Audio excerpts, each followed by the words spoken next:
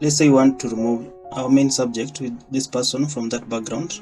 So you have to select the subject from the main image. Go to selection tool. Selection tool is here. Press on it. If you long press, you'll see other extra two tools. The first one is object selection tool. The second one is quick selection tool, and the third one is magic wand tool. Let us begin with the quick selection tool. Quick selection tool. When you pick your quick selection tool and go to your subject, you'll see it select your subject you started to press on it. Let's select magic wand tool. Magic wand tool. When you press here, now this is the weakness, or this is the negative part of using magic wand tool. It behaves as if you're selecting only one color. It only needs a one uniform color. That's why when we go to our background and try to select like this, it selects uniformly because the color is one, blue, sky blue full.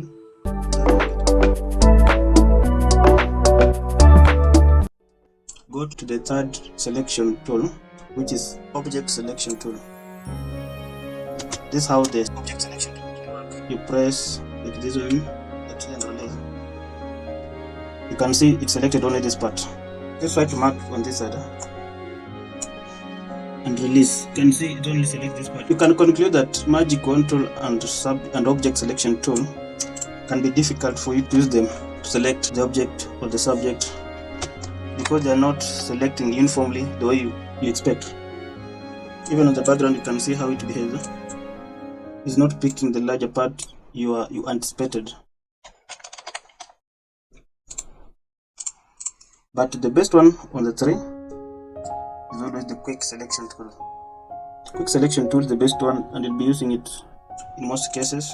Especially, also depends the version of your Photoshop. I'm using Photoshop 2020, but if you have Photoshop maybe 2023, you'll find the technology is higher than the days of 2020. The version of Photoshop 2023 has a generative AI.